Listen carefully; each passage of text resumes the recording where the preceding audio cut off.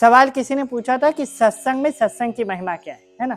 सत्संग क्यों है और उसकी महिमा क्या है? देखो, एशम नारायण कृष्णम फाल्गुनोश्च नर स्मृतम नारायणम नरश्चैवम सत्वमेकं द्विधा कृतम एतानि कथयान्ति च कथयन्ते महाज्ञानम सारं सार प्रवक्ष्यामि संपाच्यम संपाच्य। इसका अर्थ ऐसा है, नारायण कृष्ण जो नरों में सर्वोत्तम है, नरश्चैव नरोत्तमम हम कहते हैं, इनकी जो कथा सुनना है, इनकी जो महिमा सुनना है, वो यद्यपि अगर सतपुरुषों के मुंह से या गुरुओं के मुंह से सुनने में आए तो वो तुमको संस्कृत वाले दोहे के साथ साथ सारों का सार बताएंगे। जो सार का सार सुन रहा है ना, उसी का उद्धार है। अगर छोटा बच्चा है जो दवाई नहीं खा रहा, तो उस समय हमको क्या करना होगा? पानी में उस गोली को कूट के बारीक करके घोल के पिलाना होगा। और जो डॉक्टर क्या कहेंगे, एक तो पहली बात तो आप कोई ना कोई अच्छे से भोजन करो। जिसके दांत टूट गए हो, अगर कोई एक व्यक्ति है, बूढ़ा व्यक्ति, उसके दांत टूट गए हो, वो भोजन ना कर पाए तो क्या करोगे? रस में पदार्थ देना होगा, ठीक है। अब जूस दे देना, जूस भी ना पी पाए, उसके छिलके वगैरह अटक जाए तो उसको भी छान कर दे दिया जाएगा। रस का भी रस, रसमय पदार्थम सर्वेतेम परितिष्ठिते, है ना, रस का भी रस गुरु वही करते हैं। जानते कलयुग के अंदर बुद्धि कम है, ग्रंथ बहुत है, कई जन्म बीत जाए फिर भी ग्रंथ का अभ्यास नहीं हो सकता। इसीलिए गुरु जो अपने वाणी से ग्रंथ की भाषा का सार निकालकर अपने बच्चों को पिलाते, वही है सत्संग। और सत्संग का सार क्या है? देखो, हरि अनंत हरि कथा अनंता कहि सुनहि बहु विधि करी संता, है ना, कही विधि कही सुनहि बहु विधि करी संता। पर सबसे बड़ा दानी अगर ये पृथ्वी पे कोई है तो वो है कथा वाला गुरु ही। क्यों कथा वाले गुरु ही क्यों है? गोपी जो कृष्ण की प्रेमिकाएं हैं, कृष्ण की ही शक्ति, यही समझो। उन्होंने गोपी गीत में एक दोहा कहा है, क्या कहा है? तब कथामृतम तप्त जीवनम, यानी आपकी कथा तपते हुए जीवन को, कवि भीड़ितम कल्मषाप। बड़े से बड़े कवि गाते हैं कि जलते हुए इस जीवन को, भ्रष्ट हो गए वाले इस शरीर को, बुद्धि को, तुम्हारी कथा ही जो भगवान तक ले जाएंगे। आप क्लियर कह रहा हूं, वो भी सुनो। वेद दादा है, ठीक है, शास्त्र पिता है, पर पुराण ये मित्र है। वेदों ने कह दिया तुमको ये करना है तो करना है, और शास्त्र ने कहा कुछ भी करो पर तुमको करना ही होगा, बलजबरी। पर पुराण वो नहीं कहता, पुराण एक कथा बताएगा। वेदों ने कभी कह दिया है, वेदों में कहा है कि अहम वृक्षतमानाय अश्वत्थम वृक्षय पर, और हम भागवत अगर कभी गीता पढ़े तो उसमें बोले कि भगवान कहते कि मैं वृक्षों में अश्वत्थ वृक्ष हूं, पीपल हूं। और वेदों में लिखा हुआ है पीपल को देखकर अगर किसी ने उस दिशा में भी थूक दिया तो अपराध हो गया। किसने चोरी कर दी तो उसका एक ही नरक में जाना है, ये वेदों ने कह दिया। उपाय विपाय कुछ बताया नहीं, वेदों ने सिर्फ कह दिया भक्तों का अपमान कर दिया, तुमको नरक जाना है, खत्म विषय, ठीक है। पर शास्त्र ने इसके ऊपर रास्ता निकाला। शास्त्र क्या बोलते हैं? तुमने उस झाड़ को देखकर थूका है, तुम ऐसे ही 3000 वृक्ष लगाओ, फिर तुम्हारा पाप नाश होगा। और वही शास्त्र ने बोला अगर तुमने किसी की चोरी कर दी और तुम्हारा वो चोरी गया नहीं, जलते ढेर को आग लगाओ, उसमें बैठो, तुम्हारी चोरी का पातक खत्म होगा। किसी साधु संतों का अपमान करा तो शास्त्र की मर्यादा है। मंडकोपनिषद अध्याय नंबर 4 श्लोक नंबर 342, क्या कहते? देखो, गुरुश्चम संभाषयेत तर्क वितर्कम कुतर्कमानः जीतम जीतस्य मानाय सर्वे कृष्याय भस्मीकृतः। उन्होंने क्या कहा है? जिसने गुरु को हूं तो करके बोला है और जिसने साधु संत भक्तों का अपमान किया है, उसके ऊपर एक ही रास्ता है, क्या है मालूम? जलते हुए अंगार में बैठना। शंकराचार्य मालूम है सबको? शंकराचार्य जब जा रहे थे तो वहां पर एक आचार्य थे, उनका अच्छा ही नाम है, अभी हमारे स्मरण नहीं आ रहा है। तो उन आचार्यों ने बौद्ध समुदाय के गुरुओं का अपमान करने के कारण उन्होंने खुद को अग्निसार कर लिया था, और उन्होंने ही कहा था तुमको मेरे से जो शास्त्रार्थ करना है तो आप काशी में जाओ, मेरा शिष्य है वो आपसे शास्त्रार्थ करेगा। है ना, हम हर बार उनके विषय में कहा करते, समझे। ये शास्त्रों ने कह दिया, पर पुराण वो नहीं बताएगा। पुराण क्या बताता मालूम है क्या? डरो मत, हम है तुम्हारे साथ।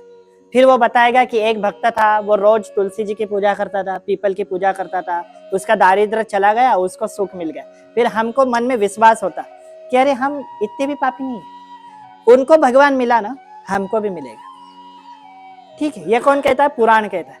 पुराण कहता है ठीक है तुमसे चोरी हो गई, कोई बात नहीं, जितनी चोरी तुमने की होंगी उतना ही किसी और को दान करो, दान करने से तुम्हारी सदगति होगी, फिर मन को शांति मिलती। हाँ मुझसे तो अपराध हो गया, पर कोई तो है जो मेरे को धीरज बना रहा है। ठीक है, शिव पुराण सुना था ना सबने। चंचुला का उद्धार कैसे करा? सिर्फ कथा से, कथा से ही तो हुआ ना। उसके पति का उद्धार करने के लिए भगवती अम्बा ने किसको भेजे नीचे? शिवगण को भेजे ना, तुम्बरु जी को। भागवत महापुराण, परीक्षित का उद्धार करना था, किसको भेजे? शुक जी को भेजा। व्यास जी के पुत्र सुख जी को भेजा, और व्यास जी के शिष्य कौन है? सुत उवाच। सुत और शुक में फर्क है। सुत जी ने कथा लिखी, यानी जो सत्संग में बैठेगा वही सर्वोपरि है। गुरु को भी अगर मानव बुद्धि और चर्म चक्षु से देखोगे ना, गई गाड़ी वही चलेगी। अगर तितिक्षाग्रस्त है, संयमी है, दंडधारी है, सन्यासी गुरु है, तो वो तो भी समझ में आएंगे चलो गुरु, पर रस रसायनी है ना, जो हमसे भाई बन रहे हैं, जो प्रेम कर रहे हैं, जो माँ बन रहे हैं, जो बाप बन रहे हैं, जो दोस्त बन रहे हैं, जो ये रस रसायनी को समझना बहुत कठिन है। तितिक्षाग्रस्त व्यक्ति, सन्यासी साधुओं के शिष्यों के पास सिर्फ दो ही पर्याय होते हैं, गुरुवाणी पर विश्वास और गुरुवाणी पर अवलंब करना, चलना। लेकिन रस रसायनी के पास में 36 नियम है। अगर रस रसायनी अगर आगे चल रहे और तुमने अगर गलती से उनके तरफ देखकर मान भी मुड़ा ली, तो एताम भक्ति हननम भवती, भक्ति वहीं पर रुक जाए।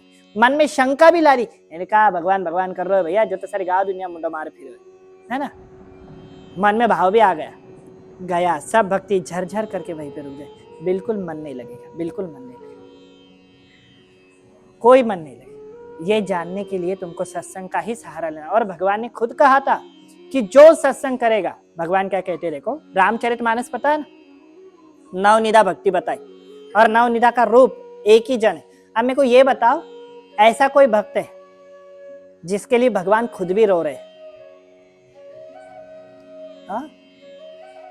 हमने कहा ना, शबरी जी, भगवान खुद रो रहे, और उन्हें नवनिधा भक्ति का बताया, और उन्हें ये बोले नवनिधा भक्ति तुम्हारे पास है माँ। क्या है?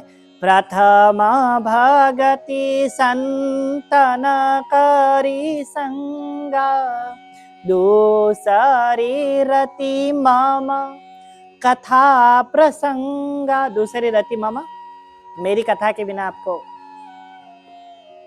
अब तुम बोलो सत्संग बड़ा है, क्या बड़ा? उन्होंने हनुमान जी को बोले थे, हनुमान तेरे को गर्व हो गया, जा कथा सुन। गरुड़ जी को अहंकार हो गया था, गरुड़ जी क्या बोले, जाओ काक भुसुंडी के पास जाओ। काक भुसुंडी जी के पास गए थे ना, सुने गरुड़ के कथा हो गई, काक भुसुंडी जी ने गर्व हरा। अगर सत्संग की महिमा नहीं, तुमको अगर तपस्या करनी है कलयुग में, तुमको कहीं जाने की जरूरत नहीं, सिर्फ दो ही चीज करना, एक सत्संग में मन को रोकाना, और दूसरा जितना हो उतना नाम लेखन में मन डालना। लेखन में, लिखित भक्ति, लेखन में मन डाल, यही तपस्या होगी। क्योंकि अब वो किसी से अच्छा वागना बुरा वागना ये नहीं हो सकता, क्योंकि कलयुग के अंदर सब थोड़ी अच्छे वागने वाले तुम्हारे से। जितना हो उतना वागो, नहीं होता है श्री सीताराम, ना अच्छो जाना ना बुरा जाने, इसीलिए नाम लिखना। और दूसरा वाला नाम जप, परा पश्चंती वैखरी, ये तीनों वाणी को सिद्ध करे बिना नाम नहीं होगा। और रात में सोते समय एक मुंह को एक मशीन सा बनाना, राम राम राम राम राम राम राम राम राम राम राम राम राम राम राम राम राम राम, सिर्फ 10 मिनट कंटिन्यू कर, राम राम राम राम राम राम राम राम राम राम राम राम राम। सो भी जाओगे ना, अंदर तुम्हारी जीभ खुद ब खुद हलने लगेगी, भजन पक गया। और जब भजन पक गया ना, फिर उस दिन तुमको भगवान से दूर जाओ चाहे ना जाओ, भगवान तुमसे तो दूर नहीं जा सकता, यह तो अकाट्य सत्य है। यानी बिना गुरु कृपा के कोई भी भगवान को नहीं साध सकता। आज ही हम सत्संग में सुन रहे थे, ध्रुव पर, प्रहलाद पर अगर नारद जी की कृपा नहीं होती तो भगवान मिलना कठिन था, है ना। यहाँ तक के कलयुग के भी ऐसे कई भक्त हैं जिनको नारद जी की आज भी करुणा मिलती है, आज भी। और ये वही होगा जब तुम किसी गुरु का आश्रय लोगे, सत्संग सुनोगे, और जो सत्संग से अपने पंजे छुड़ाकर भाग रहा है, एक शब्द ही समझ लो, क्या है मालूम?